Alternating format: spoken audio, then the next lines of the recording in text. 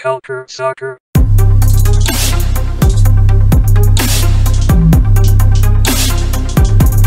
Culture Soccer.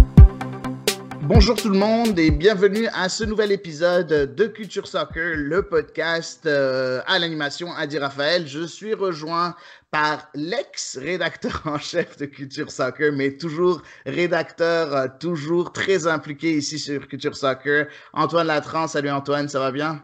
Hello Adi, très content d'être là. Tout va bien tant que Seattle est toujours en playoff. Ouais, ben oui, je suis sûr que tu n'en doutes pas.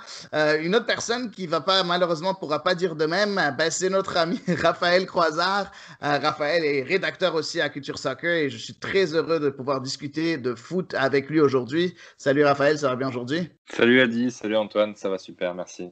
Ça va super, mais ça va pas bien en playoffs pour toi, hein? Oh bah, moi, ça va, maintenant je suis habitué. J'ai eu le temps de les regarder et de voir que mes deux équipes sont pas là, donc bon, tant pis. Ben voilà, L'année pour prochaine ceux qui... peut-être, on espère. Exactement, pour ceux qui savent pas, ben, c'est Atlanta et LA Galaxy, tes deux équipes, si je me trompe pas. C'est ça totalement. Mes deux comptes sur Twitter que je gère maintenant depuis plus de 2 ans, donc voilà.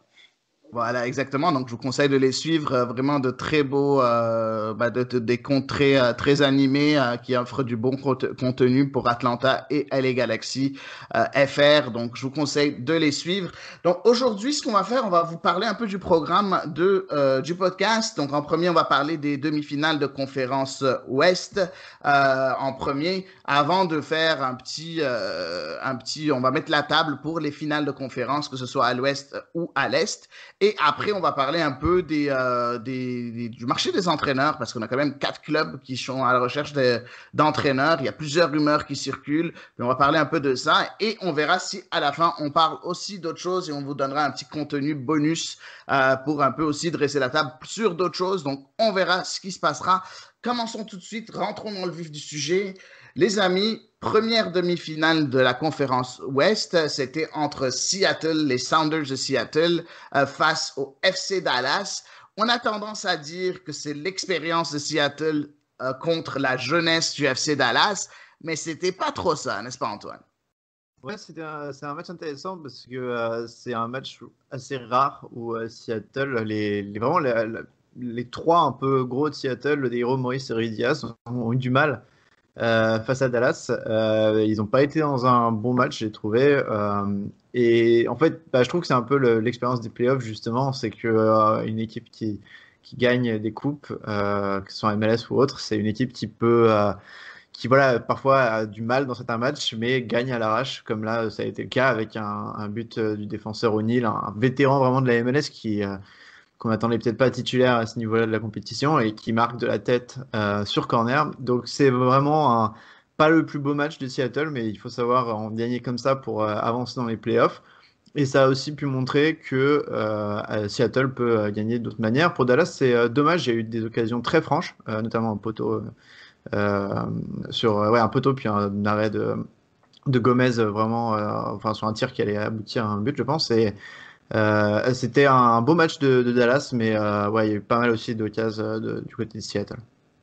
Ouais, effectivement, c'était quand même un match extrêmement équilibré entre les deux équipes, ça c'est sûr. Raphaël, est-ce que tu penses que cette équipe-là, si tu regardes un peu Seattle, je suppose que tu es comme moi, tu vois à Seattle, tu t'attends, tu regardes un peu les noms qu'il y a là. On a tellement l'habitude de les voir, on sent tous qu'ils sont 35 ans, mais en fait, c'est pas vraiment le cas. Beaucoup de jeunes joueurs dans cette équipe, et on a tendance à l'oublier. Jeunes, donc quand je dis jeunes, des joueurs en dessous de 25 ans, comme Nuhu Tolo ou comme des joueurs comme les Roldan en fait, ou même des joueurs qui sont expérimentés, mais qui n'ont même pas atteint 29 ans. Donc, c'est quand même intéressant de voir cette perception qu'on a un peu de Seattle, de cette équipe un peu composée de vieux briscards. Est-ce que toi, tu as cette même impression-là quand tu penses à Seattle? Ouais, oui, tout à fait. C'est vrai que quand on pense à Seattle, les premières choses, en fait, on pense à une équipe d'expérience qui a bien roulé sa bosse en MLS, qui connaît le sujet par cœur. Et c'est vrai que si on regarde un peu dans les détails, on voit que c'est différent. Et comme tu l'as dit, il y a des joueurs qui ont moins de 25 ans, qui sont encore assez jeunes, et même qui ont moins de 30 ans. Donc ça reste une équipe finalement qui voilà, est assez jeune, mais Je pense que c'est aussi l'ADN de cette équipe-là, peu importe les joueurs qui sont sur le terrain ou qui composent cette équipe, de jouer comme une équipe expérimentée parce que voilà, c'est une équipe qui, on le sait, maîtrise son sujet, elle a l'habitude de plutôt mettre la main sur les matchs et ensuite maîtriser l'adversaire. Et donc, je pense que peu importe les joueurs qui sont en place, c'est toujours cette manière-là de faire et de jouer qui est proposée par Seattle. Et c'est, je pense, ce qui donne cette impression-là. Ouais, effectivement, tu as complètement raison. Mais restons avec toi un peu, Raphaël. J'aimerais qu'on parle un peu du jeu du FC Dallas. Écoute, on a vu ce match-là ici. On savait pas trop à quoi s'attendre du FC Dallas. J'ai vu plusieurs matchs du FC Dallas cette année. Sauf qu'on sent que enfin cette année, on voit la patte de Luchi Gonzalez. Vraiment la patte. On voit un jeu en une touche, des jeux en triangle de la part de Dallas. C'est quand même assez fluide. Ça va vite. On sent qu'il y a un collectif qui est bien en place. Pourtant, sur le terrain, tu as deux des joueurs désignés de Dallas qui n'étaient même pas dans le 11 de départ, mais on sent quand même une équipe bien soudée malgré ce petit manque de talent individuel, il faut dire, même s'il y a du talent quand même, bien évidemment. Donc, est-ce que pour toi, la patte Luchi Gonzalez se fait vraiment sentir cette année en 2020 du côté du FC Dallas, Raphaël? Oui, oui, tout à fait. C'est vraiment pour moi une équipe qui a été un peu la révélation parce que je les attendais pas.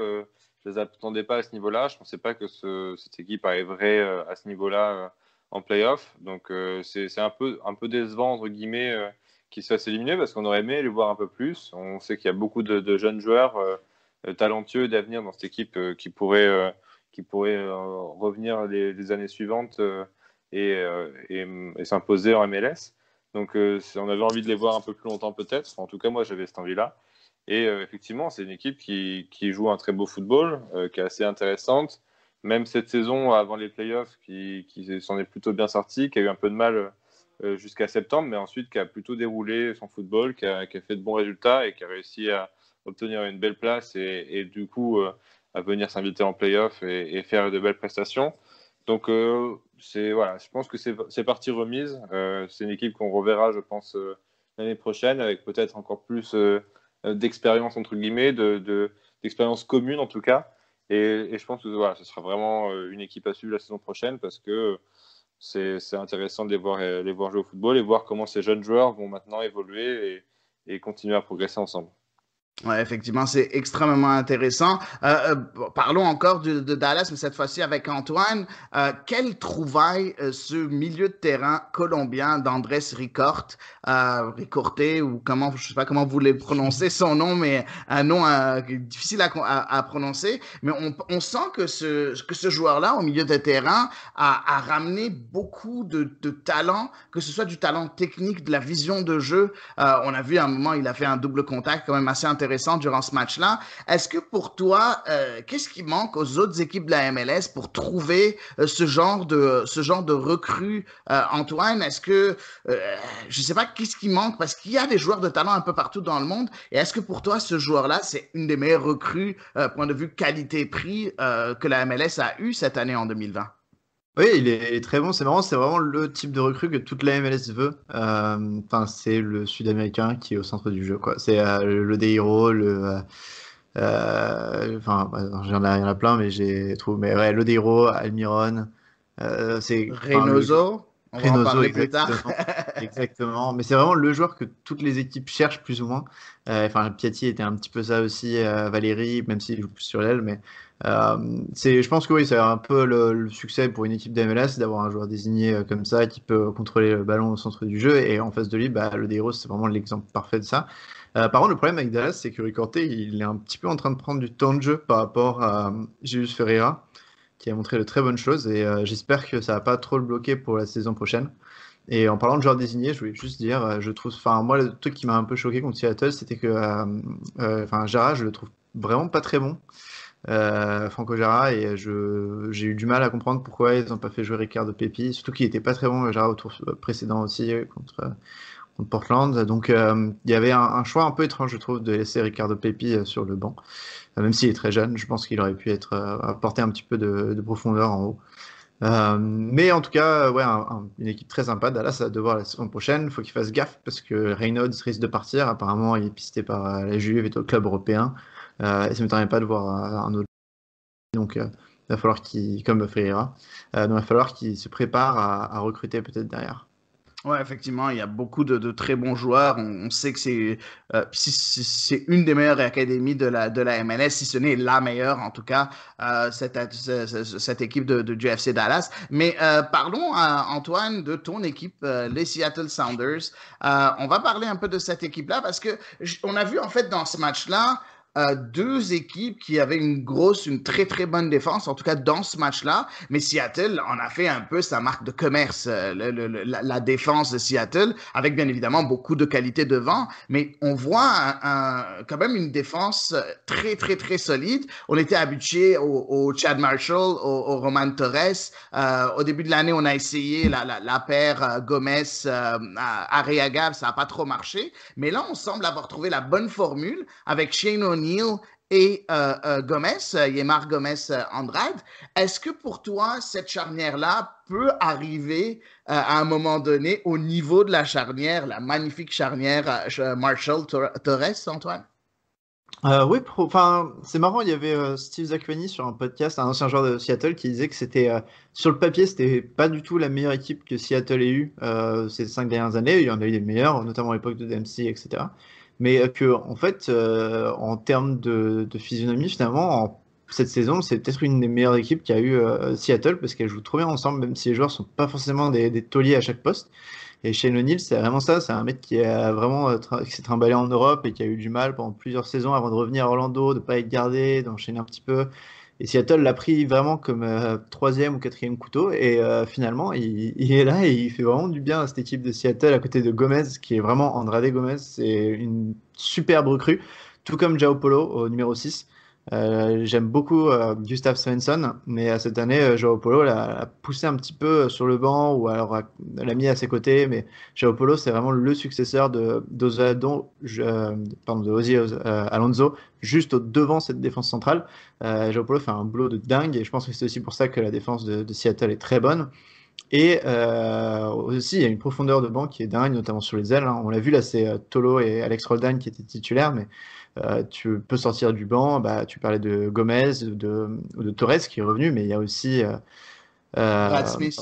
Ouais, Brad Smith, c'est ça. Et puis Kevin Lerdam qui était même pas titulaire là, parce que c'est autre chose à mentionner, mais les frères Roldan sont incroyables. Christian Roldan, on le connaissait bien pour ses capacités à couvrir vraiment tout le terrain. Il a 3 poumons, je pense. Il est vraiment partout.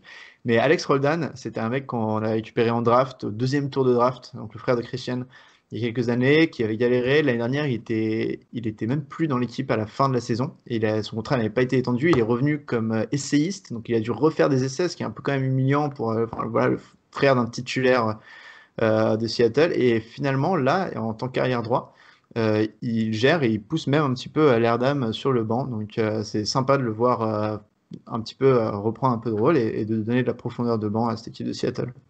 Ouais, c'est sûr que c'est quand même intéressant. Il faut dire que Brian Schmetzer a le talent de trouver un poste à chacun de ses joueurs et de les faire briller. Parlons un peu de ce match-là avec Raphaël. Raphaël, le match s'est décidé comme sur tous les matchs où c'est quand même difficile de se créer des occasions. Il y en a eu des occasions, mais beaucoup de tirs bloqués, 2 défenses bien en place. Puis finalement, ça s'est décidé sur un coup de pied arrêté avec un corner qui est transformé par Shane O'Neill. Un peu le bleu, je vais l'appeler le bleu Shane O'Neill. Pourquoi le bleu Shane O'Neill? Parce que c'est quand même un joueur qui est un peu arrivé un peu dans l'anonymat le plus complet, même si il est formé aux Rapids, il a joué aux Rapids, il est parti un peu en Europe, à droite et à gauche, en Angleterre, à Chypre et ainsi de suite. Et après, il s'est retrouvé à Orlando. Il a été assez décevant à Orlando, puis il arrive un peu à la surprise générale à Seattle. Et maintenant, non seulement il est titulaire, mais en plus, il marque ce but-là pour qualifier l'équipe en finale de conférence Ouest. C'est son 3e but de sa carrière professionnelle sur plus de 110 matchs. 3e but seulement de sa carrière.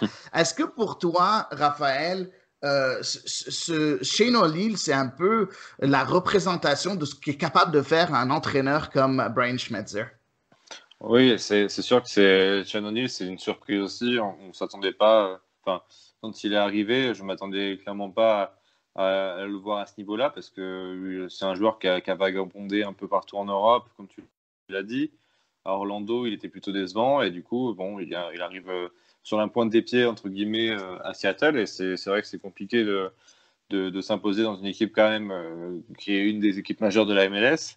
Et finalement, petit à petit, il a fait son trou et il a réussi à grappiller du temps de jeu en étant intéressant. Et effectivement, c'est un super travail de Brian Schmetzer d'avoir réussi à le faire revenir entre guillemets au football, parce que c'est un joueur qui a su montrer toute son importance. Il a marqué le but, mais il a fait aussi un très bon travail défensivement tout au long du match. Voilà, on a vu que Dallas avait beaucoup tenté quand même, mais sans jamais vraiment cadrer une frappe. Je crois qu'ils n'ont même pas cadré une frappe finalement, à part la seule action, à part celle où c'était contré juste après le poteau. Mais sinon voilà, c'était un match plutôt sérieux. Et je pense que c'est un joueur qui a été un peu voilà, façonné par Brian Schmetzer cette saison, et qui maintenant trouve en tout cas un bon niveau au point du football. Ouais, effectivement, tu as raison. Il n'y a eu aucun tir cadré de la part de Dallas. Mais il faut dire, par contre, Antoine, qu'il y a eu quand même un poteau de Michael Barrios. Écoute, dans la plupart des équipes à travers le monde, ce genre de construction et de combinaison amène un but. Bon, Michael Barrios est un peu malchanceux parce que sa frappe touche le poteau. Mais après, ça revient à Andrés Ricorte, bloqué par Gomez, tu l'as mentionné un peu plus tôt. Et à la fin du match, on voit Leerdam qui manque un peu aussi une chance un peu inespérée. Il est seul devant le but, tout ouvert, puis il la met au-dessus. Est-ce que pour toi, cette victoire, Antoine, est 100% méritée pour Seattle? Ou est-ce que tu penses que si jamais Dallas l'avait remporté, tu n'aurais pas été étonné non plus? Je pense que Seattle était quand même plus avantagé pendant toute la rencontre. Mais c'est vrai que oui, il y a eu ce poteau qui était une occasion très dangereuse pour Dallas. Et Dallas aurait pu arracher comme ça une victoire un peu à l'arrache. Ça ne m'aurait pas trop surpris non plus. Mais ça montre qu'il y a, malgré, on parlait de la défense centrale qui est plutôt bonne, comme les arrières latéraux aiment beaucoup monter à Seattle. Ça montre qu'il y a vraiment des trous dans la défense. Je pense que ça sera aussi le cas, enfin, on parlera de de la finale plus tard, mais ça sera aussi le cas à Minnesota, qui a une défense un peu lente, et donc ça va être ça. Enfin, en finale, il va falloir faire très attention, mais je pense qu'il risque d'y avoir des buts des deux côtés, et il faut que Seattle travaille un petit peu cette stabilité défensive. Exactement, il va falloir. En tout cas, c'était un match assez intéressant pour les puristes, on va dire. Si jamais vous aimez voir un peu le côté tactique des choses, c'était vraiment très tactique comme match. Finalement, écoutez, il y avait des occasions, mais rien de très, très franc avant ce but de la part de Seattle. Et on a parlé un peu de l'action du côté de Dallas avec le poteau. Donc, voilà, victoire de Seattle, des Sounders de Seattle 1-0 face au FC Dallas. Donc, les Sounders sont les premiers finalistes de la conférence Ouest et ils vont avoir leur prochain match face à Minnesota United. Minnesota United qui s'est imposé sur le terrain de Sporting Kansas City sur le score de 3-0. Par contre, Raphaël, quand on regarde ce score-là, on se dit, bah ouais, Minnesota a dominé. Sauf que si jamais on voit le match, on remarque qu'en fait, c'était vraiment pas le cas, en tout cas en début de match, n'est-ce pas, Raphaël? Oui, c'est un début de match qui vraiment laissait croire plutôt que Kansas allait s'imposer, parce qu'ils ont énormément poussé jusque sur les 30 premières minutes jusqu'au premier but en fait, et ils ont vraiment beaucoup poussé, et ils étaient pas loin de marquer à plusieurs reprises. Et derrière, on a vu voilà que sur des actions un peu de type contre-attaque, mais en tout cas des actions bien construites de la part de Minnesota, ils ont réussi à marquer le premier but. Très peu de temps après, ils ont marqué un deuxième but sur une action collective que je trouvais vraiment intéressante, avec un enchaînement de passes et surtout une très belle passe décisive de Reynoso une fois encore. Il en a fait 3 dans ce match, donc c'est pas compliqué. C'était vraiment l'homme à suivre ce soir-là. Et encore une fois, 4 minutes après, le troisième but qui vraiment met un coup de massue et assomme, je pense, les volontés offensives du Sporting Kansas, parce que ils ont vraiment tenté les 30 premières minutes de faire du jeu, et derrière ils sont vraiment punir un peu plus de 10 minutes, ils se font punir sur ces 3 buts-là. Et derrière, en deuxième mi-temps, voilà, quand Minnesota a géré son avance, Kansas a tenté quand même, mais Voilà, c'est toujours compliqué une fois qu'on a 3 buts de retard de pouvoir revenir. Ouais, c'est sûr, c'est extrêmement difficile. Antoine, tu regardes un peu cette demi-finale-là. Je suis sûr que tu l'as regardé d'un œil assez curieux, vu que c'est le gagnant allait affronter ton équipe des Sounders de Seattle. Tu vois un peu cette prestation de la part de Minnesota United. Qu'est-ce que tu retires, en fait, de ce match-là? Si jamais, on va en parler plus tard du match de Seattle, mais pour toi, qu'est-ce qui t'a impressionné dans ce match-là? Parce qu'il y a plusieurs points positifs du côté de Minnesota, mais il y a quelques points un peu négatifs aussi, parce que les premières 16 minutes, on dit Minnesota aurait très bien pu prendre l'eau et encaisser 2 ou 3 buts, non? Oui, c'est clair. Franchement, Kansas City, la première mi-temps, ils dominent vraiment. Je suis d'ailleurs très étonné parce que Pulido était pas là. Et ils ont quand même réussi à bien mettre la pression avec Carey Shelton, qui a fait un plutôt bon match, et surtout Johnny Russell, qui est vraiment un excellent ailier.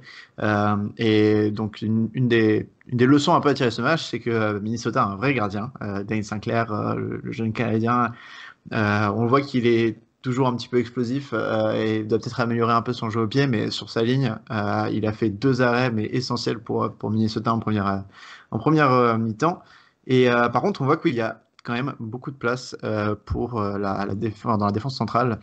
Il y a quand même des espaces assez impressionnants du côté de Minnesota. Je pense que ils vont devoir faire très attention contre Seattle, et ça sera un de leurs points faibles. Il y a aussi Ozzy Alonso, qui lui a quand même, il est toujours très fort, mais on voit quand même qu'il vieillit un petit peu, et en plus il a été longtemps blessé cette saison, donc je pense pas qu'il soit encore à 100%. Donc voilà, la défense centrale, à mon avis, top du côté des Minnesota. Heureusement, ils ont un bon gardien. Et il leur manque toujours un numéro 9. Là, heureusement, Molino et Reynoso ont fait le show. Mais Robin Lod ou Kei Kamara ne sont pas très convaincants. Lod, c'est même pas sa position initiale, mais je pense qu'il faudrait qu'il se renforce l'année prochaine à ce poste. Mais voilà, ouais, il y a des espaces en défense centrale, et Seattle pourra jouer là-dessus. Ouais, effectivement, il y a beaucoup d'espace et pourtant une défense centrale. Tu as parlé un peu de la défense centrale, tu as parlé aussi du milieu défensif. C'est que des trentenaires. Hein. On a Michael Boxall à 32 ans, Bakaï Dibassi, l'ancien de la Ligue 1, à 31 ans, puis en tant que milieu défensif, Osvaldo Alonso à 35 ans.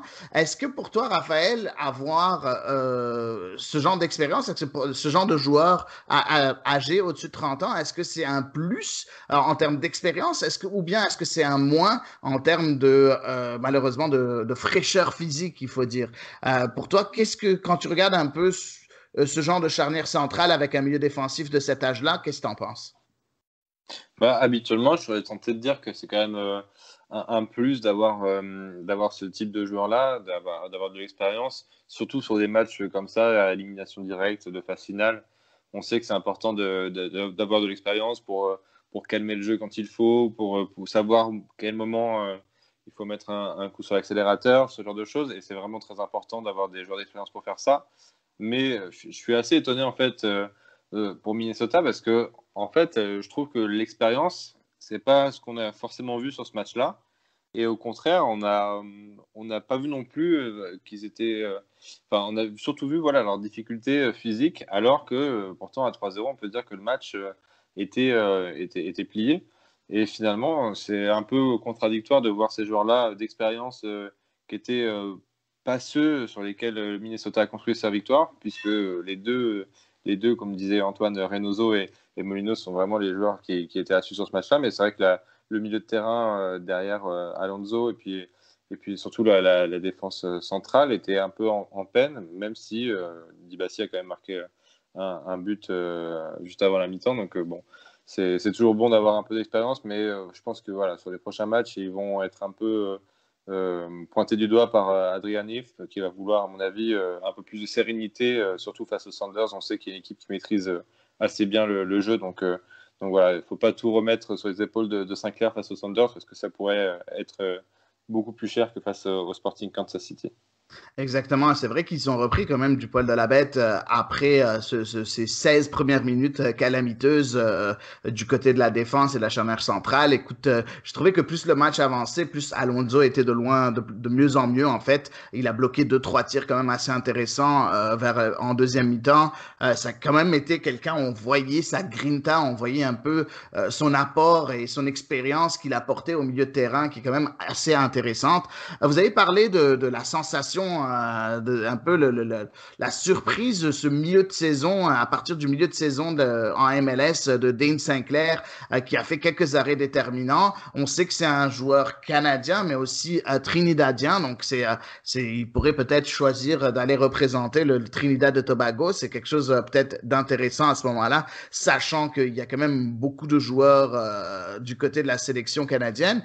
Mais Dane Sinclair, c'est bizarre parce que notre spécialiste du côté de la USL League One, Nathalie, que vous connaissez tous ici sur Culture Soccer, il ne trouvait pas très bon. Il n'a pas fait une bonne saison du côté de du forward de Madison en USL League One l'année passée. Comment on peut expliquer ça, Antoine, de passer d'un joueur un peu médiocre en 3e division à un joueur dominant en 1re division? Comme il est assez jeune, on peut peut-être expliquer ça par l'inexpérience et les problèmes peut-être du forward en défense centrale aussi, qui le mettait plus ou moins à l'abri de certaines actions. Peut-être qu'il y a le profil des défenseurs centraux qui sont différents. J'avoue ne pas connaître vraiment le profil, ne pas regardé beaucoup de matchs du forward avec Sinclair, mais c'était pareil du côté. Il était à San Antonio cette année avant d'être rappelé par Minnesota en urgence avec la blessure de Tyler Miller. Et apparemment, à San Antonio, il était plutôt content de ses performances. Donc je pense que ça dépend du style de jeu de l'équipe, mais j'ignorais qu'il était trinidadien, pour être honnête. Je pensais qu'il était canadien et que ça pouvait être une bonne on va dire un concurrent sérieux à Crépeau une fois que Borjan commence un petit peu à prendre sa retraite, mais en fait il pourrait peut-être partir au Trinidad, ça serait quand même dommage pour le Canada. Ouais, ça serait vraiment dommage en tout cas, mais bon, il y a de la qualité aussi à ce poste-là du côté du Canada. Passons après, finalement, bon, écoutez, on va arrêter de tourner autour du pot parce qu'on tourne autour du pot depuis très longtemps. Emmanuel Reynoso, 3 passes décisives dans ce match-là. Ce joueur-là a transformé cette équipe de Minnesota United depuis qu'il est venu durant le mercato, on va l'appeler estival, même si c'était pas vraiment estival cette année, là. Est-ce que pour vous, ce genre de joueur-là, c'est le joueur vraiment au-dessus? Est-ce que pour vous, ce genre de joueur-là, c'est le prochain Nicolas Lodero, par exemple, en parlant de Lodero, ou est-ce que vous pensez que c'est vraiment un feu de paille, puis finalement, il va retomber sur terre? Je te laisse commencer, Raphaël, parce que je sais qu'Antoine a une opinion beaucoup plus tranchée, donc je te laisse commencer, Raphaël. C'est vrai qu'il faut toujours faire attention avec ce genre de joueurs qui sont au-dessus du lot comme ça sur une saison.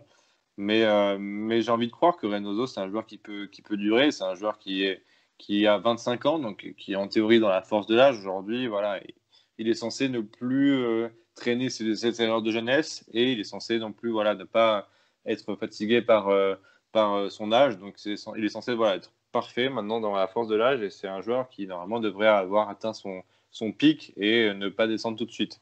Donc pour moi, c'est un joueur qui est important, qui est vraiment le genre de joueur qui peut te faire gagner un match quand tu es en difficulté, qui peut te sortir des passes décisives magnifiques, des louches, servir les attaquants sur des plateaux. Mais il faut faire attention encore une fois avec ce genre de joueur parce qu'on en a vu beaucoup des joueurs qui ont brillé sur une saison et qui l'année d'après ont disparu. Mais moi, je pense honnêtement que ce joueur-là va s'imposer. C'était un joueur aussi qui était plutôt correct avec Boca Juniors, qui a sorti son épingle du jeu. Alors, je ne regarde pas les matchs de Boca, mais de ce que j'ai pu entendre à son arrivée, c'était un joueur qui jouait très bien dans la première division argentine, qui a fait pas mal de bancs par contre sur sa fin, et c'est un peu la raison pour laquelle il est ensuite allé à Minnesota. Mais en tout cas, c'est, je pense, un joueur qui est important pour cette équipe-là et qui devrait, à mon avis, continuer sur cette lancée. Antoine? Ouais, je suis assez d'accord. Je pense qu'il est ce que ce qu'il voulait que Quintero soit. C'est Quintero, malgré tout son talent et en tant que meneur de jeu, n'avait pas forcément le mental qu'il fallait. Et Emmanuel Reynoso, on l'a vu, franchement, déjà, enfin, c'est un coup énorme, je trouve, de la part de Minnesota de l'avoir pris. Et il a montré qu'il était là lors des grands matchs comme celui-là. Et en plus, il marche bien avec Molino. Enfin, franchement, il manque juste un bon neuf devant. Je suis assez étonné que Camara ne marche pas, mais c'est un joueur comme tu l'as dit, enfin, ce qu'ils veulent que Lodiero, peut-être un Lodiero, tu vois, Lodiero, ça fait 5 ans qu'il est là. Je pense que c'est un des meilleurs 10 de la ligue depuis 5 ans et on dirait qu'il vieillit pas. Je pense que si Reynoso il reste 5 ans, sachant qu'il a 25 ans, c'est peut-être pas l'idée, on n'a pas l'idée à mon avis de le vendre en Europe pour 2 fois plus cher. Parce qu'il a passé un petit peu à l'âge où tu le vends à 10-15 millions en Europe. Mais franchement, Minnesota sont allés chercher un mec qui est titulaire à Boca. En plus, un meneur de jeu, c'est un excellent travail de recrutement et je pense qu'il sera là pendant longtemps si ça continue comme ça. Ah, très sincèrement, je suis étonné. Pour moi, je pense que c'est un joueur qui va se vendre pour 15 millions en Europe. Parce que 25 ans, c'est pas vieux non plus. Puis je pense qu'à 26 ans, 15 millions, ça se fait. Après, oui, c'est pas le joueur qui a 19 ans et qui va avoir tout son potentiel, mais je suis sûr qu'une équipe mettrait 10-15 millions pour acheter Reynoso. En tout cas, intéressant. On peut pas spéculer sur ce que les équipes mettraient, mais je sais pas, j'ai comme l'impression que c'est possible. Donc ouais, voilà. Juste pour ce sujet, très rapidement, mais je vois qu'ils ont déjà du mal à mettre 10-15 millions sur Diego Rossi, qui est quand même plus jeune. Et je pense que la MLS, le problème, c'est que les agents et les clubs ne croient pas vraiment que les défenses soient bonnes. Donc les joueurs offensifs, c'est assez dur de les juger. Et vu qu'ils ont du mal à mettre ces 10-15 millions sur Diego Rossi, je pense qu'un mec de 25 ans, ce sera un peu plus compliqué. Ouais. Donc perso, moi je pense que Minnesota est allé chercher pour le long terme. Peut-être que je me trompe, mais je pense qu'ils sont pas allés dans l'idée de le revendre plus tard. Oui, En tout cas, non. c'était pas l'idée initiale. Non, je pense pas que c'est Après, il faut l'idée faire initiale. attention aussi aux équipes du golf. Ouais, Ouais, Qui, c'est vrai. elles, peuvent mettre beaucoup d'argent sur un joueur de ce type-là, comme ils l'ont fait avec Pity Martinez, qui pourtant n'était pas très en vue du côté d'Atlanta. Et donc, Reynoso, c'est tout à fait le genre de joueur qui pourrait terminer là-bas si jamais il recevait une grosse offre. Ouais, effectivement, effectivement. En tout cas, on verra ce qui va se passer. En tout cas, il est là maintenant à Minnesota, puis il nous régale, puis on est très content de voir ça. Passons à on va présenter un peu ça, vu qu'on est en plein dans le sujet, on va présenter un peu cette finale de l'Ouest entre les Seattle Sounders et Minnesota United. Une finale qui va se jouer à Seattle même, bien évidemment. Ça va être un gros match, un vraiment gros match entre deux équipes quand même assez intéressantes. On a deux équipes quand même qui sont très bonnes sur le papier. Oui, il y a l'expérience de Seattle, mais il y a l'explosivité aussi du côté de Minnesota. J'aimerais qu'on en parle un peu. Et aussi, d'un autre côté, on en a parlé un peu plus tôt, c'est un peu le duel Reynoso-Lodero pour moi. Moi, c'est comme ça que je le vois. Comment tu vois un peu cette finale, toi, Raphaël? Ouais, je suis d'accord avec toi. C'est sûr que la forme de Reynoso et Lodero va sûrement changer beaucoup de choses dans ce match-là. C'est deux équipes qui sont assez différentes. Je trouve que voilà, Seattle, c'est vraiment l'expérience, l'équipe, comme je disais, qui a bien roulé sa bosse en MLS, qui connaît son sujet, qui maîtrise.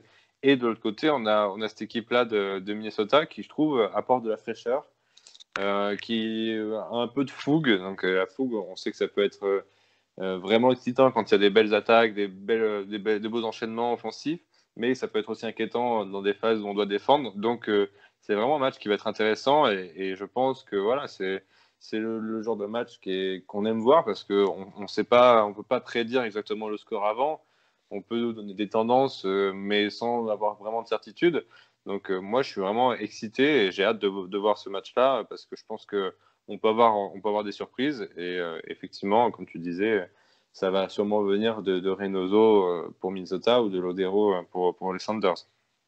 Parfait, Antoine. Est-ce que c'est un match qui te fait un peu peur ou est-ce que c'est un match que tu penses, parce que souvent quand tu parles de Seattle, des fois tu sens que ça va être assez simple. Est-ce que dans ce match-là, tu penses que le résultat est écrit d'avance? J'avoue que j'ai du mal à voir Minnesota gagner. Juste, Seattle est tellement une machine en playoff, c'est assez impressionnant. Et comme on l'a vu, même dans les matchs compliqués, ils s'en sortent avec de la chance en fait. Et j'ai vraiment du mal à voir cette équipe de Minnesota gagner ce match. Leur défense est vraiment fébrile et leur milieu de terrain moins bon que celui de Seattle. Donc ça va être très compliqué pour Minnesota. J'avoue, je pense que je préfère jouer Minnesota que Kansas City en finale. Peut-être que je me trompe, hein, peut-être qu'ils vont se faire absolument démonter par Minnesota 3-4-0. Mais je suis plus confiant avec Minnesota que je suis si on devait se battre contre Kansas City, qui est une équipe expérimentée. Euh, et Minnesota, ça va être, va falloir bloquer Reynoso, mais voilà, il y a Reynoso et Miolino marchent très bien, mais Finlay et Lod sont pas forcément des menaces. De Seattle, on a vraiment trois joueurs qui peuvent faire la différence devant, donc je suis plus confiant plutôt par rapport à ce match. Bah écoute, on va se mouiller un peu comme on dit. Donc je vais vous demander vos prédictions pour ce match-là, un score pour ce match-là. Donc je te laisse commencer Antoine, vu que je pense que tu es celui qui hésite le moins parmi nous trois. Ouais, je dirais 3-1 ou 4-2. Je pense qu'il va y avoir pas mal de buts, vu les deux défenses un petit peu fébriles. Donc voilà, 3-1 pour Seattle, bien sûr. Et toi, Raphaël? Alors moi, je dirais beaucoup de buts aussi, mais je dirais plutôt 3-2 pour Seattle quand même, pour l'expérience. Mais je pense que ce sera un match où il y aura des buts, effectivement. Donc je vois bien un 3-2. Bah écoutez, moi je suis très indécis dans ce match-là pour avoir vu beaucoup de matchs des deux équipes. Je sais pas, je suis très indécis. Donc juste pour la forme, je vais prendre Minnesota et je vais dire 2-1 pour Minnesota, juste pour contrebalancer vos avis à vous. Passons à la deuxième finale, la finale de l'Est. La finale de l'Est, bon déjà en premier, laissez-moi présenter la finale de l'Ouest. Ça va se jouer lundi soir, heure du Québec à 9h30 le soir, heure française à 3h30 du matin mardi, donc la nuit de lundi à mardi. Donc ça c'est pour l'Ouest. On va passer à l'Est. Une finale un peu, on va dire, en parenthèse ou entre guillemets, inattendue entre le Crew de Columbus et le Révolution de la Nouvelle-Angleterre. Deux parlé la semaine passée, deux équipes qui ont quand même ils n'ont pas vraiment étonné lors de leur demi-finale de conférence. Ils sont passés, je ne vais pas dire facilement parce que c'était pas facile, mais sur la physionomie du match, c'était vraiment les deux équipes un peu au-dessus. Vous pouvez un peu me donner un peu votre avis sur ces deux équipes-là? Je commence par Antoine cette fois-ci. Ouais, les Revs, c'est une équipe vraiment qui est montée en puissance pendant toutes les playoffs et qui me surprend énormément parce que je pensais que c'était vraiment une équipe qui était enfin, juste en gros forte grâce à Boo et Kalesril. Et en fait, non, c'est un collectif qui marche plutôt bien. Bruce Arena fait un travail assez incroyable pour en tirer le meilleur de Buckshot, de Scott Caldwell, de Kessler, de Buchanan qui fait des playoffs assez impressionnantes aussi, qui pourrait être le facteur X justement contre Columbus. Euh, et Matt Turner, bien entendu, le gardien qui fait une très belle saison. Ouais, non, les Revs, c'est un peu le candidat surprise de ces playoffs, mais qui marche très bien. Et de l'autre côté, Columbus, c'est quelqu'un qu'on attendait cette saison vraiment dans le top de l'Est. C'est une équipe qui avait fait un mercato excellent. Et on s'attendait quand même pas mal à ce qu'il soit jusqu'ici. Après, l'avantage qu'a, je trouve, Columbus, c'est qu'ils ont des joueurs un peu plus expérimentés dans ce qui est des playoffs et ils ont en fait un collectif qui prône sur les individualités, ce qui peut faire que la solution peut venir un peu de partout, même si les Revs arrivent un peu à gérer Nagby ou arrivent à gérer Zardes, finalement, tu as quand même Zela Ryan ou Pedro Santos derrière. Le match va se jouer vraiment au milieu de terrain pour moi. Parce que ça va être très compliqué pour les Revs d'arrêter justement le milieu de terrain de Columbus qui est excellent avec Zela Ryan et Nagby. C'est un peu ce qui fait la force de Columbus. Et donc, ouais, ça va être très compliqué pour les Revs de s'imposer sur ce côté-là du terrain. Et il y a, ouais, parce qu'il y a du talent du côté de Columbus. Et bon, j'avais pas parlé d'Arthur aussi, mais oui, il y a Arthur. Et ouais, donc c'est ça vraiment le gros duel, je pense, se fera au niveau du milieu de terrain dans ce match. En tout cas, le milieu de terrain, tu en as parlé dans ton dernier article sur Culture Soccer, un article sur Darlington Nagbe, très important dans ce collectif du Columbus, de Columbus. Donc, très intéressant à aller lire pour ceux qui l'ont pas encore fait. Raphaël, pour toi, est-ce que ces deux équipes-là aussi, est-ce que tu penses que ça va être un match soulevé? Est-ce qu'il y a quelque chose qui t'a impressionné chez ces deux équipes-là? Donne-moi ton avis. Bah, moi, je suis déjà impressionné par le travail de Bruce Arena avec les Reds parce que ça montre vraiment que ce mec-là, c'est Monsieur Playoff. On connaît déjà tous ses succès du passé avec le DC United, mais avec le Galaxy. C'est 5 MLS Cup.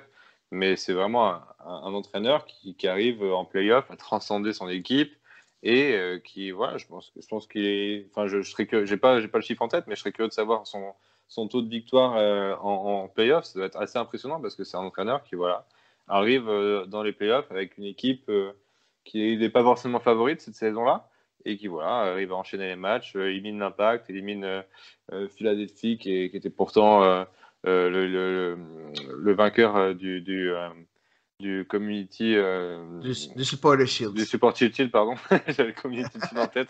Du Supporter Shield. Donc, ouais, c'est vraiment un entraîneur qui fait du très très bon travail et qui arrive à transcender ses joueurs quand il le faut. Donc, déjà, ça, c'est vraiment pour moi très impressionnant. Et d'autre côté, on a le Crew qui est une équipe pour moi qui est vraiment revenue de très loin, qui, on sait, a fallu déménager, qui a eu quelques petites perturbations récemment dans son histoire et qui finalement aujourd'hui est là encore une fois avec une équipe intéressante.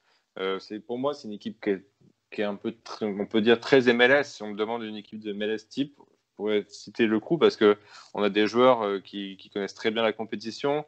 On peut parler de Zardes, on peut parler de Nagby, mais pour moi, voilà, c'est une équipe qui sent la MLS, qui reflète vraiment ce qu'est ce championnat, et avec des joueurs d'expérience. Donc, ça va être vraiment un match intéressant, serré, et je ne serais pas étonné que ça aille en prolongation, parce que je pense que ça va être assez serré. Ouais, effectivement, ça va être extrêmement serré. Bon, je te laisse commencer par ta prédiction. Tu as dit prolongation après un score de... quel est ton score final? Si jamais ça va en penalty, qui va l'emporter? Bref, ton avis là-dessus.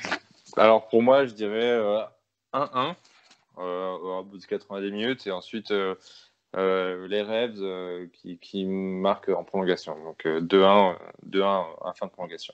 Wow, pour les Revs. Okay, très précis. Et toi, Antoine, qu'est-ce que tu en penses de ce match-là? Je sais vraiment pas, j'allais dire un peu comme Raphaël, en vrai, je pense que Columbus est la meilleure équipe sur le papier, mais qu'ils vont finir par avoir Bruce Arena comme tout le monde. En plus, si les Revs gagnent, ça se jouera à Seattle, donc ce sera, enfin si Seattle passe aussi, mais ce sera une bonne raison pour être pour les Revs. Donc ouais, je pense aussi que ça va être un partout, et puis je dirais les Revs au penalty qui l'emportent. Ben, sur ce point-là aussi, je vais être contre vous. Pour moi, c'est Columbus qui va passer. Et je pense que ça va être une victoire de 3-1 de Columbus. Cette équipe-là m'impressionne. Je trouve que le New England, c'est très beau. C'est très, très fort et ainsi de suite. Sauf que j'aime le collectif de Columbus et si vous me connaissez, pour ceux qui me connaissent, je suis quelqu'un qui privilégie le collectif au talent individuel. Et du côté de New England, je trouve que ça se repose trop sur le talent individuel de Carles Gil et de Tajon Buchanan dernièrement, qui a été déterminant, ou bien de Gustavo Bou. Puis moi, je suis quelqu'un qui préfère ce jeu collectif-là. Donc, bref, finalement, comme on dit, c'est des prédictions, on s'amuse, c'est rien de couler dans du béton, comme on dit.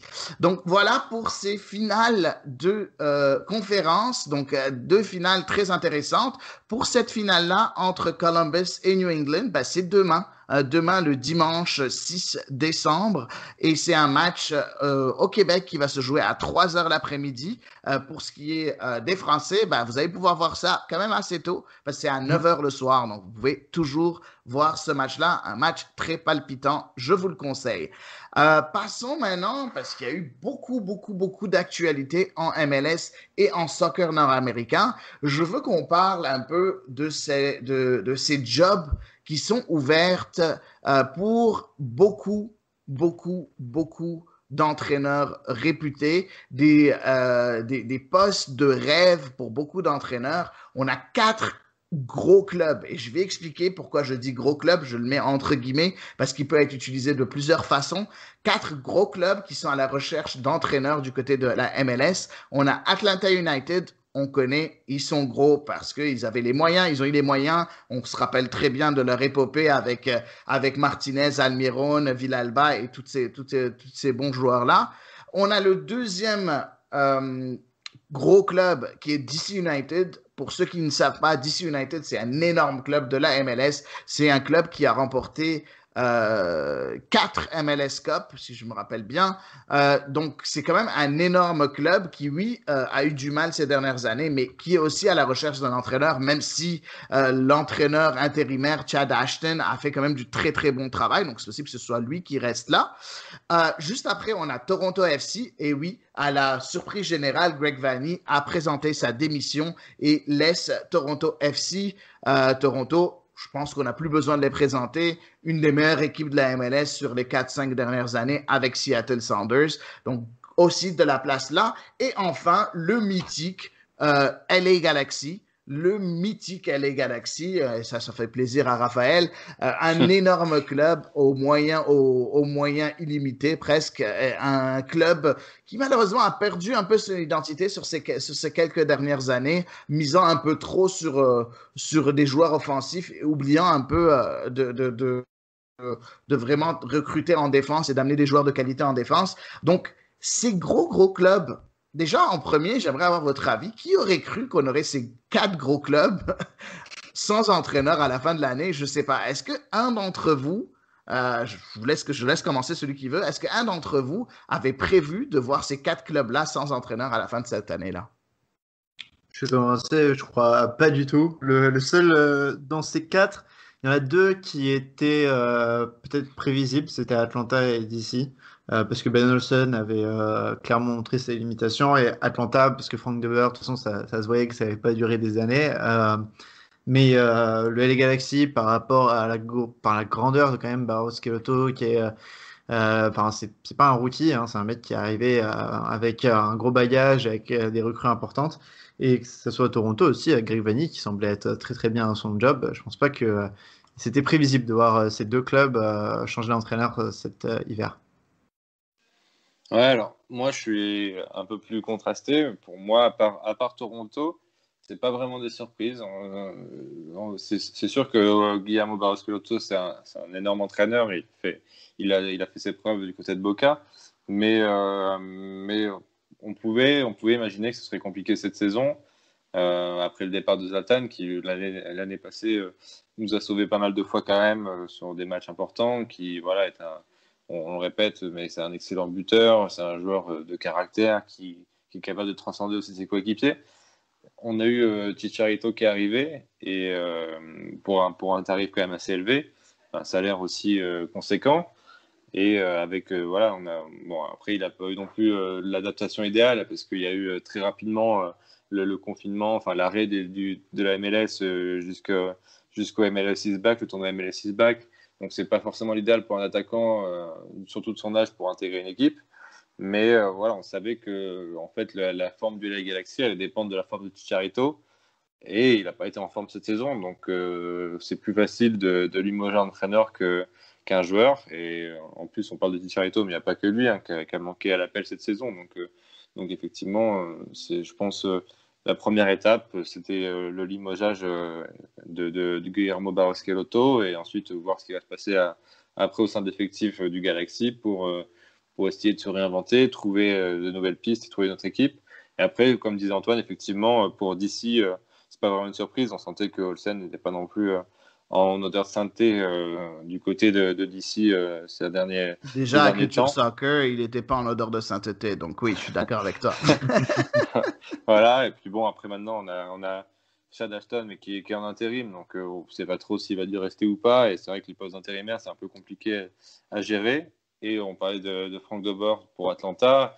Là aussi, c'est un entraîneur qui a un peu sauvé sa peau la saison passée en remontant, en arrivant. Il avait très mal commencé, et finalement, au cours de la saison, il a réussi à remonter et à sauver sa peau. Cette saison, il était attendu, et je pense observé par les dirigeants d'Atlanta. Il y a eu très tôt la blessure de Joseph Martinez cette saison en premier match. Donc, ça a été encore une fois compliqué pour lui. Ensuite, des renforts qui ne sont pas arrivés, des départs pas remplacés. Donc, c'est vraiment compliqué pour lui aussi, je pense, en tant qu'entraîneur, de gérer cette situation. Et pour moi, voilà, Atlanta a fait l'impasse sur la saison. Quand on a vu tous ces joueurs-là de côté, Pitti qui s'en va en plein milieu de saison, même s'il n'était pas en très grande forme du côté d'Atlanta, c'est quand même un joueur voilà, qui pouvait apporter son expérience et qui a manqué en fin de saison. et qui n'a pas été vraiment remplacé puisqu'on a pris Moreno qui n'est pas du tout au même poste. Donc voilà, je pense que c'est une saison un peu où Atlanta a fait l'impasse pour peut-être se reconstruire la saison prochaine. Donc pour moi, voilà, ces 3 coachs-là, on pouvait sentir le départ. Ouais, non, c'est assez logique ce que tu dis, mais après, bon, c'est assez facile de le dire après coup. Mais bon, tu as complètement raison, je suis d'accord avec C'est toi, sûr. Raphaël. Je suis complètement d'accord avec toi et avec les arguments que tu avances. J'aimerais vous poser une question par rapport à cette course, à ces travaux, à ces postes de rêve. Bon, il y a 3 choix d'habitude qu'une franchise peut prendre, en tout cas en MLS, et qu'on a l'habitude de voir. On a soit le jeune entraîneur nord-américain inexpérimenté à ce niveau-là. On l'a vu dernièrement, ou il y a longtemps, on avait vu John Curtin, il y a quand même assez longtemps. On a vu des nouveaux entraîneurs un peu comme Luchi Gonzalez ou Tabramos, par exemple.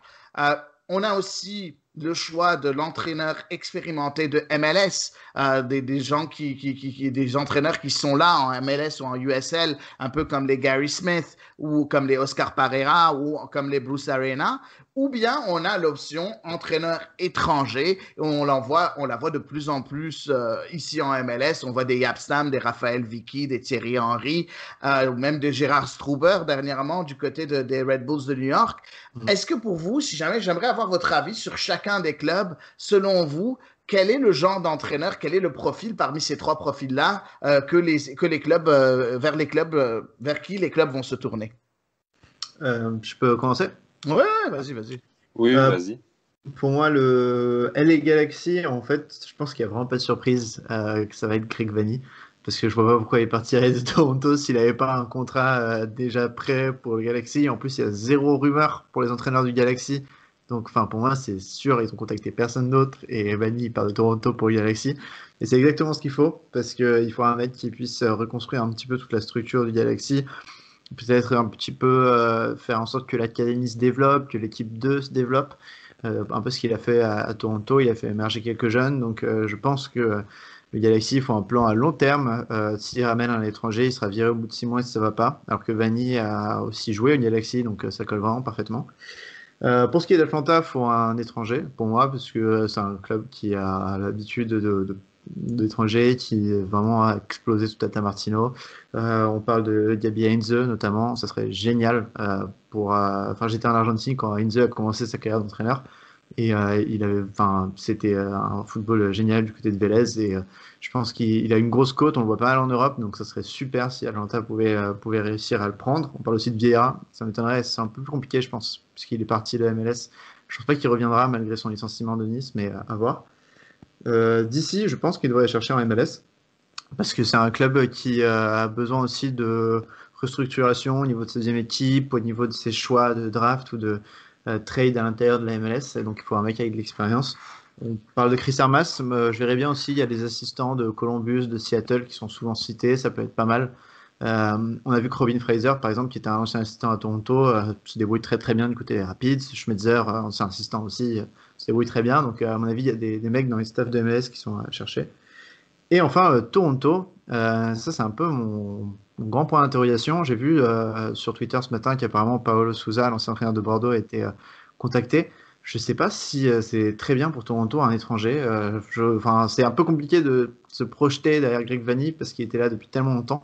Mais après, il n'y a pas énormément d'entraîneurs de MLS qui sont libres sur le marché à part Chris Armas. Il y en a pas des masses. Donc pourquoi pas chercher à l'étranger? En fait, tous les entraîneurs que les clubs cherchaient il y a 2-3 ans, qui étaient américains, qui venaient de la MLS ou autres, ont des jobs maintenant. Les Brian Schmetzer, il était interviewé à chaque fois qu'il y avait une ouverture de poste. Pareil pour Marc Dos Santos, pareil pour Joe Savarese, pardon, l'entraîneur de Portland, qui était dans Dos Santos et Savarese étaient tous dans les deuxième, troisième divisions, et donc en fait, il n'y a plus beaucoup d'entraîneurs libres, à part quelques assistants ici et là. Donc peut-être que Toronto va devoir se tourner vers l'étranger. Mais je ne sais pas, vous suivez la Ligue 1 plus que moi, et je pense pas que Sousa, apparemment, c'est pas une très bonne idée. Donc à voir. Raphaël? Ouais, je suis assez d'accord avec Antoine. On va commencer du coup par Atlanta, parce que je pense que c'est là où on aura peut-être des nouvelles le plus rapidement. Bon, on peut encore avoir des surprises, mais en tout cas, voilà, a priori, Gabriel Heinze devrait rejoindre Atlanta prochainement. C'est ce qui a été annoncé par plusieurs médias, même en France. On en a entendu parler. Beansport en a parlé aussi. Donc, ça semble bien avancé pour que ce type de gros médias en parle. J'ai vu aussi qu'il viendrait avec Javier Mascherano dans ses bagages comme assistant. Donc, ça pourrait être vraiment intéressant. Je pense que c'est. Voilà, Heinze, ça peut être un peu le football romantique.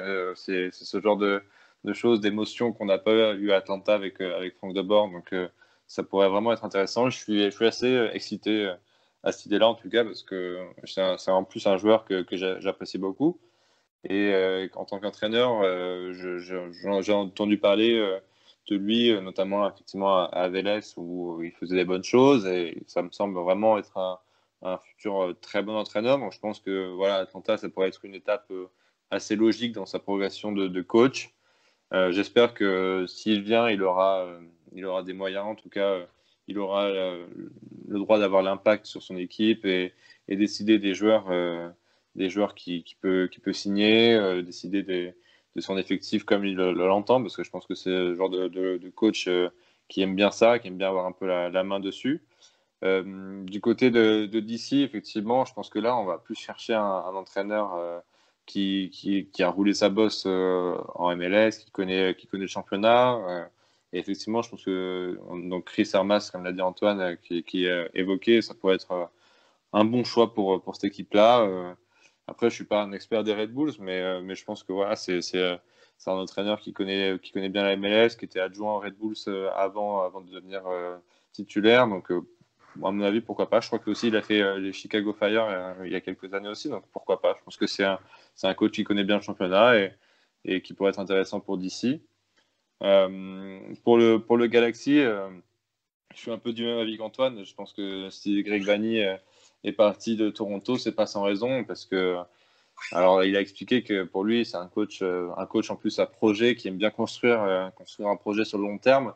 Et pour lui, Toronto c'était fini et qu'il avait fait ce qu'il voulait.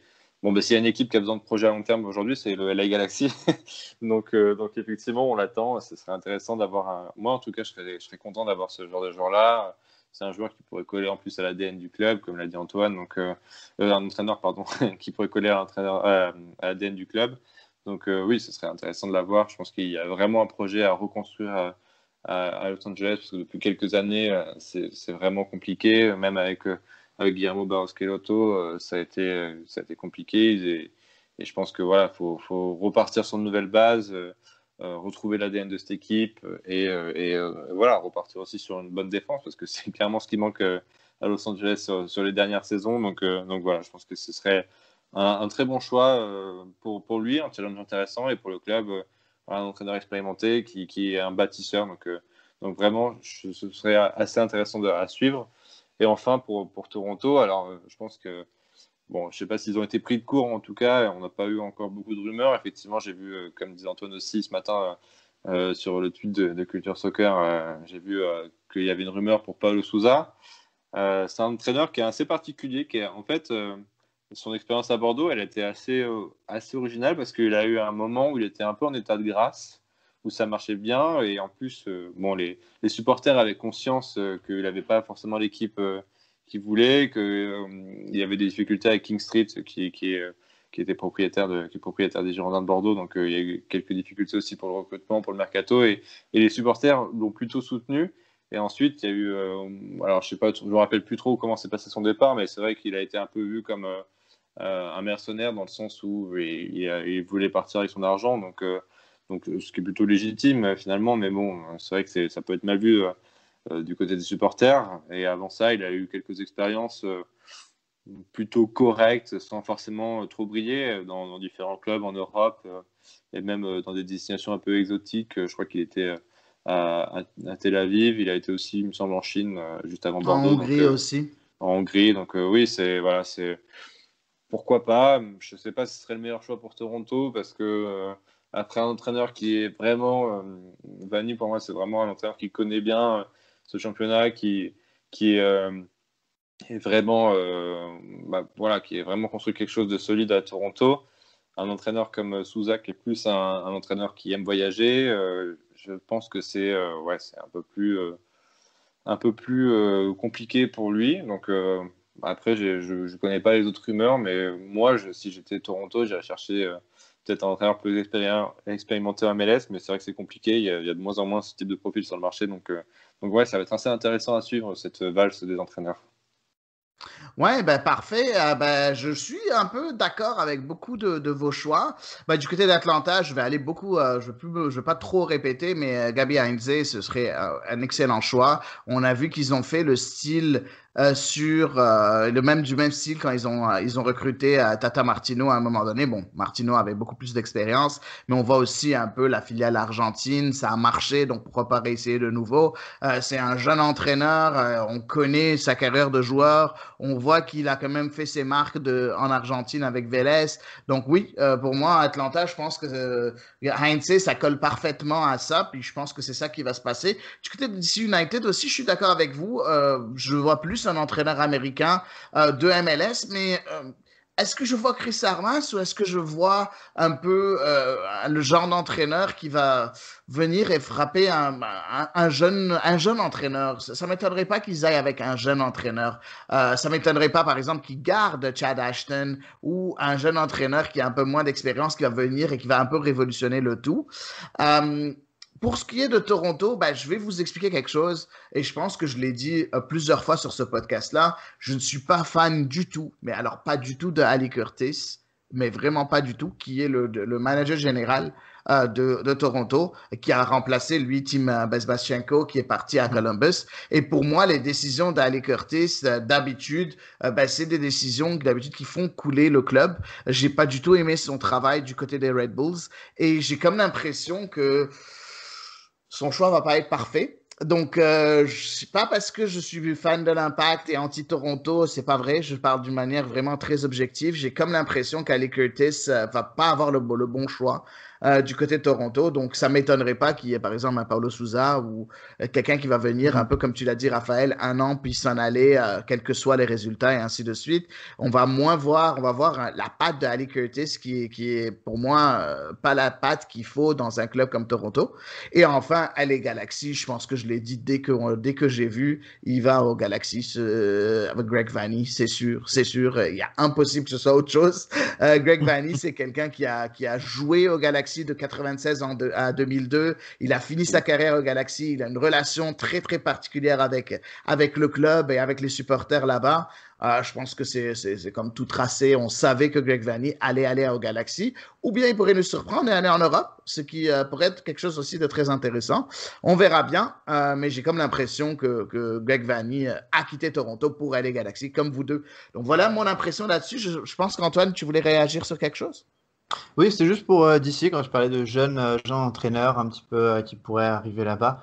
Euh, Ça va être dur, à mon avis, parce que le CV de Chris Amars, forcément, il a d'expérience au Red Bulls comme adjoint de Jesse Marsh. Donc, il n'y a pas que son échec au Red Bulls quand il est entraîneur. Il a quand même un gros CV, mais il y a notamment Gonzalo Pineda à Seattle, qui était apparemment tracé en Liga MX aussi, et qui est un mec qui revient souvent dans les discussions en tant que possible entraîneur d'une franchise MLS.